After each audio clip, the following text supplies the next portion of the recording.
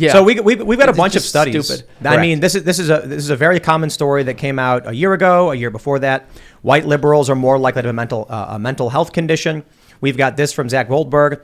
Has a doctor or other healthcare provider ever told you that you have a mental health condition? You can see that among white liberals, it's substantially higher, just about double that of what people who are very conservative report. Conservatives have the lowest level.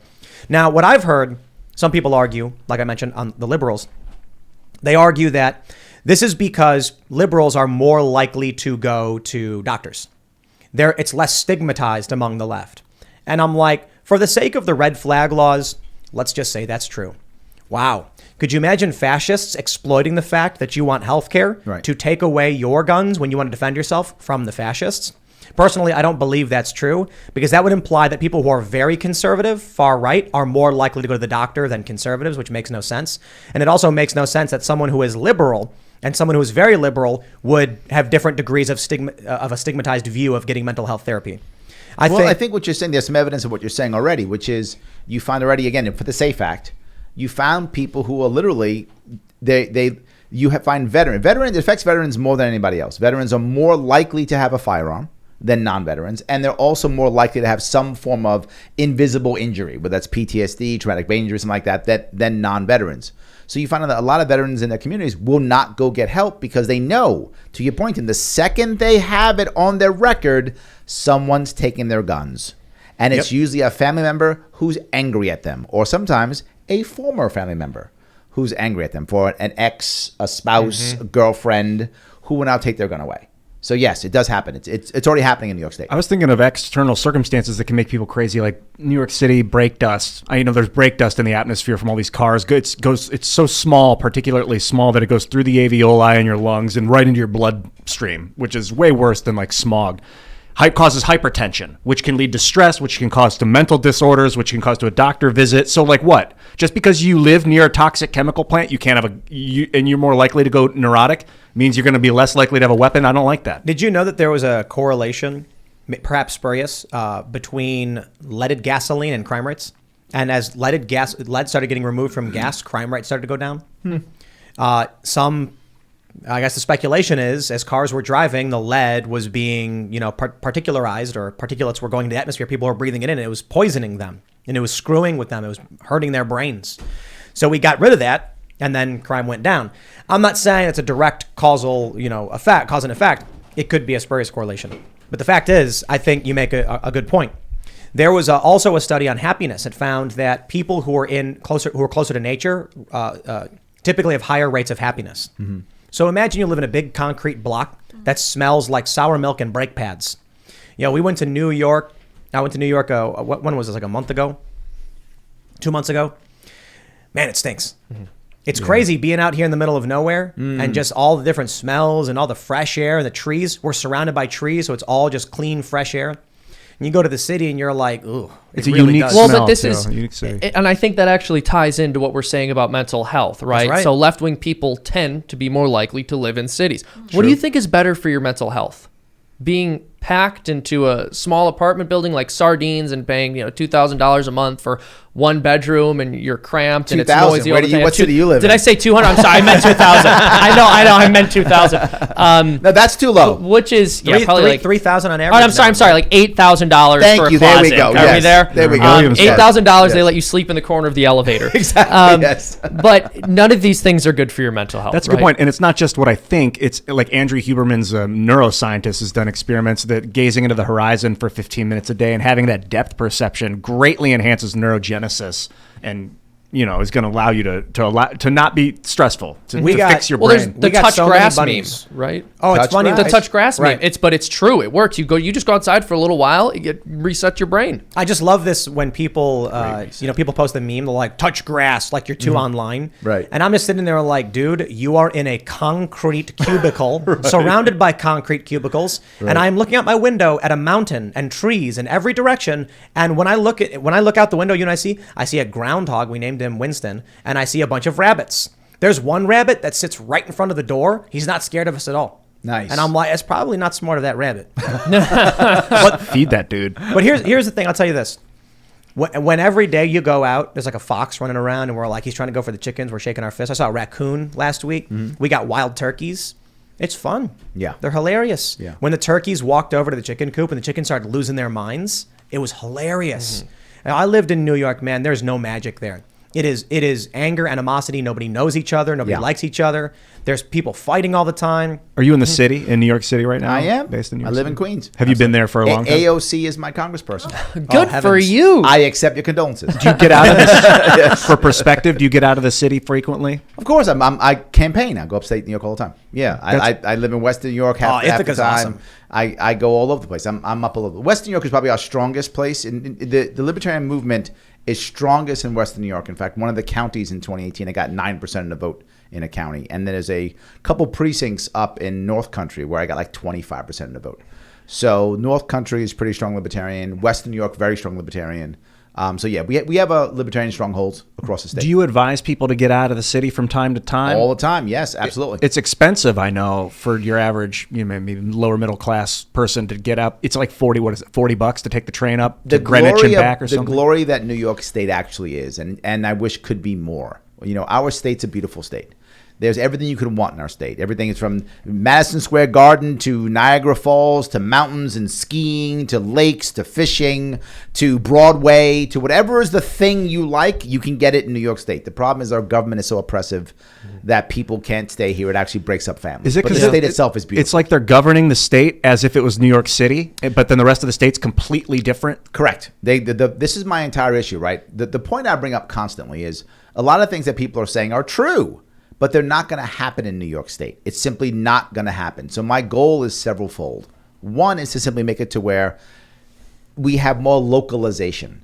That is not a perfect answer. It's just a better answer. Let Brooklyn be Brooklyn, and let Ithaca be Ithaca, and let Broome County be Broome County, let the North Country be North Country. Let them be their own. Most people who are in New York State who are not Democrats, who are Republicans, independents, libertarians, conservatives, they want one thing: to be left alone. That's what they really want. Leave me alone. They don't care about Brooklyn. They don't care about Manhattan. Just leave me alone. That's what they want. So my goal is to achieve just that. I do that. That's realistic. It can happen. It can work. But I'll bring up a more important piece. Of everything we talked about, none of it is going to be assisted. None of it's going to work. None's going to be fixed if we don't have a third answer. Right now, everything becomes left versus right, or us versus them, or whatever you decide. And the other person, to your point earlier, is evil, so I can do whatever I want to hurt them or kill them. There's got to be a third entity. I believe with the Libertarian Party. I'm clearly biased, and I say that every time I am. But it might be, maybe it's Andrew Yang's forward bar, which is why I made a connection with him. Maybe it's that. I don't care, but I think it's mine. I think it's my party. But it's got to be a movement, yes, that allows other people to talk to each other without pointing a finger, that allows people to go, you know what? You do you, I do me, we're good. But right now it doesn't exist. So libertarians are on the right culturally. And why do you say that? It's in the culture war, in the context, if you go to a leftist and say you're a libertarian, they will say you're right wing.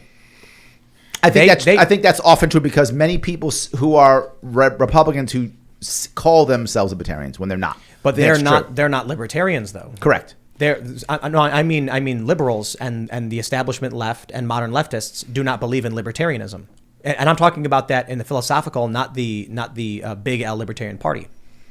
I'm not sure where you're going. You're telling me that? Are you telling me that culturally people think we are on the right, or are you saying that libertarians are on the right? In the culture war, the Libertarian Party is no different than conservatives. Okay, we are as a party. We are far more left-leaning socially than Republicans are. Sure. Far more. Yeah. And the culture war is heavily about social issues. Right. So how can you say we're right-leaning when we join the left in most of these things? Like what things did you join the left in? Cannabis, as an example, right? Drug war. The right is all about support the drug war. Cannabis is evil. The left is like cannabis is good. And libertarians are further than the left. And most Democrats are like, let's just regulate and tax cannabis. Libertarians are like, let it all go. I think that's definitely changing in the Republican Party, though. We're left when it comes to gay rights, the gender sexual minority community. We're far left on that. Further than Donald Democrats. Trump was supporting gay marriage. Yes, but you said conservatives. Donald Trump is Right. Sometimes they're conservative, sometimes sure. not. The Republican Party then. So the Republican Party is viewed as right-wing. Libertarians are viewed right alongside it. Viewed as. I'm agreeing with that, but in reality, I'm not sure that's true. The issue is, the point I'm making is, when I go and... So first of all, when people try to accurately describe me, and I'm not talking about what the media says, they say like Libertarian Center or like Libertarian Liberal Center. Stunningly attractive, stuff like that. Yeah. Basically stuff like that. But that's a fair assessment. When I go and talk to progressives and leftists, they say conservative far right. 100%. I agree. We had Vosh on the show, and he called me far right. Yep. And so you mentioned a space where you can bring people together, and it's like, yeah, but look, when we bring on these progressives, they outright tell us they disagree with what you said. They think they should have a say in other people's lives, period. I agree with you. So you. when you say most people want to be left alone, you're not talking about bringing both sides together. You're talking about trying to appeal to the common person who wants to be left alone. Yes, that's what I'm saying. Yes, but you did like 3 different things in there. The first thing is, if you're saying, am I viewed by most as right wing? That's true. Most people say that. Most of the time, my biggest issue I have in when I'm running for office is when the right's angry at me, it comes at me. Right. The right will say, you're wrong because this. And I love that because I'm a master of judo. So I will take them and I will take their attack and put them down. I can turn people from the right faster than from the left. The left will simply ignore me. They will just ignore me, not talk to me, dismiss me. I need to draw them, which is why I like guys like Vosh, because Vosh will at least attack. Yeah. Right? And I want people, I like all debate bros. I like Destiny. I like Vosh. I like Dylan Burns, because all those guys are left, but they will attack me and I can have a conversation with them. So much of the left will not even talk to me. And I reach out and beg them to talk to me, and they just won't do it. You're correct. But because they believe that I am right wing, even though I'm not. That's not necessarily. It's not so much about the fact that you are right wing. It's that they have no argument. The people who have arguments will argue. The people who don't won't. And typically among the left, they don't have arguments. Well, but that doesn't answer what I was talking about, right? I don't think that we are right wing at all. I think we lean right in certain things, but I don't think libertarians actually are right. I think the culture believes we are. Well, but when they talk to us, they go, oh. And why I said this is because when I get people from the left to talk to me, they often stay. But I'm referring to the cultural scale, not the economic scale. So right and left mean very, very, very. You have to define what left and right means. I'm using it in the context of, if you were to walk into a room full of people who listen to podcasts, left and right has a meaning. You are right wing. If you were to talk to someone about social policy and economic policy, you're probably center or something to that effect. But that's not relevant when you're trying to get people into a room when you have big media funding the colloquial definitions of left and right, what that means. So that's what I mean to say. You made the point that you want to create a space where you can bring everyone together, and it's like, oh, I love that idea. But like you said, the left will not have those conversations. The only people, we get 2 kinds of people that want to come on this show that are on the left. And I should say mostly. Grifters, who are trying to manipulate us and exploit us to then turn around to their fan base, hoot and holler, and then screw us over. Right. Either not come on the show, cancel at the last minute, which we've had many of, or just start tweeting BS, accusing me of things that never happened. So they'll, we'll get them on the show and they'll say, oh, Tim did this, and geez, and then try and get press out of it. We then have people who have like no following. They have no body of work. They're not very active in politics. They're just small accounts that have maybe a couple thousand followers. Right. And they have no strong arguments. They want to come on the show. And you know what happens when we invite these people on the show? They sit there dumbfounded, confused, having no idea what to say. So, I've had that same issue, right? As I've tried to reach out to the left more and more, I brought people on. Obviously, I have a smaller show, but when I bring them to my smaller show, I sometimes have an issue where my people get mad at me because I have to use kid gloves. Because if I don't use kid gloves, I make the guests look really bad. Good, do it. And I don't want to make the guests look really bad because I want the left to come on my show. And if I beat them up too badly, then nobody comes back anymore. So I have a similar issue where sometimes I bring someone on who is just, they're so accustomed to talking within their own bubble that everybody right is wrong, that when they come on my show, they're unprepared for anything. So I've got to use kid gloves or make them look terrible. This is why you get people like Jordan Klepper, who go down to rallies to find the oldest and most ignorant among the Trump supporters to make that the focal point. Because when, I think it was Vish Burra, actually, we had him on the show, when he actually talked to Jordan Klepper, Klepper's like, uh-oh. It reminds me of during Occupy Wall Street when, I forget the dude's name. He was Jesse LaGreca. Shout out to Jesse LaGreca. He was being interviewed by Griff Jenkins of Fox News, and he went on this tirade about how Fox was not going to actually share what their real opinions were, and the video was being recorded by somebody else. Fox never aired the interview, and then the left got a hold of it, published it, and they were like, this. Fox won't tell you what the Occupy Wall Street people are actually concerned about. The funny thing is, the things we talk about, the Federal Reserve, freedom, liberty, was exactly what was being espoused by some of these people that Occupy Wall Street. Although, unfortunately, eventually got taken over by social justice leftists. And then, absolutely. Thanks for checking out this segment from the Timcast IRL podcast. But if you want to check out the full show live, tune in Monday through Friday at 8 p.m. And if you want more special access content, head over to timcast.com and become a member. Your membership helps sustain this company, keep our journalists employed, makes this show happen, and you will get access to exclusive members-only segments of the Timcast IRL podcast, and there's a massive library to check out. So again, go to timcast.com or tune in Monday through Friday at 8 p.m., and we'll see you all there.